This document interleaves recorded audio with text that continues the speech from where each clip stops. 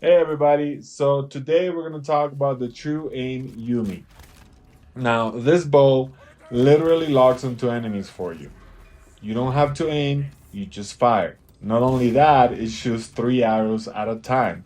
So because of that, it can deal a lot of damage really fast. But there's a catch. So let's break down the True Aim Yumi and see whether it's actually as insane as everyone makes it out to be. So this legendary is a longbow in Yotei Legends, and its core mechanic is simple. You aim it, it locks onto enemies automatically, and it fires arrows at them. Now, not only that, it fires multiple arrows at a time, and it can target multiple enemies at once. So you can either have 3 arrows going to 3 different enemies, or two going to one enemy and 1 arrow going to another, or the 3 arrows going to a single enemy. So you're kind of basically just letting the weapon do the work for you. So the True Aim Yumi. So the legendary power again reads locks onto enemies and fires 3 arrows at once, inflicting massive damage. We pretty much gone over that. On the properties, I usually run Yumi damage, but you could do speed as well. That one is pretty useful since the longbow takes a little bit longer to fire. But I like doing damage more than anything else. You could also do all range headshot damage. That one's pretty good as well.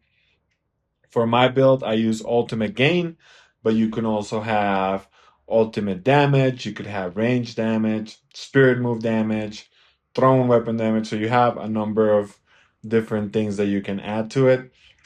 Seems to me like ultimate is the way to go, either gain or damage, or maybe even class ability cooldown reduction, depending on how you like to play.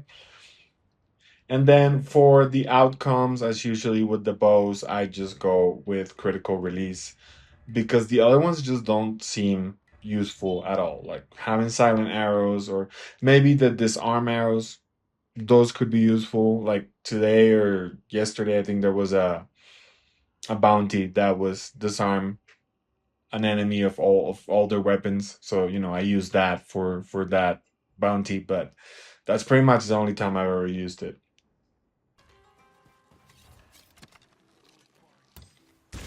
So when you use this bow, you aim it in the general direction of enemies. It locks on, and then you let go of your trigger, and it fires. So the gameplay loop basically becomes you acquire a target, you fire, you repeat. You don't need to line up headshots. You don't need to worry about precision. It's just basically auto target damage output. So this is where this bow is really strong because first, it doesn't require any aim. You just consistently land hits without any skill. You just point in the general direction, you shoot. Second, you can damage multiple targets at the same time. So you're spreading damage quickly. And third, it has very high DPS potential because you're always hitting and you're often hitting multiple targets. So the damage adds up fast. And then when you have a single elite or a prime that you want to target, you could just shoot the 3 arrows at that one enemy and it does a ton of damage. So this is why a lot of builds use it because it's very reliable and it's very easy to use. Now, there are two pretty big downsides to this weapon. The first one is the ammo consumption. Since you're firing multiple arrows per shot, you burn through ammo fast. And you have less base ammo as you do with the skipping stone bow. You have 8 with this one, you have 10 with the skipping stone bow. So, yeah, you're always gonna be starved for ammo. Of course, you can alleviate that by equipping the resupply perk, and if you have the hunter charm, using the hunter charm, that's another way to be able to not be hurting for ammo as much. But personally, the way I play it with this bow, that is the one thing that I really dislike. Is I'm always just scrambling for more arrows.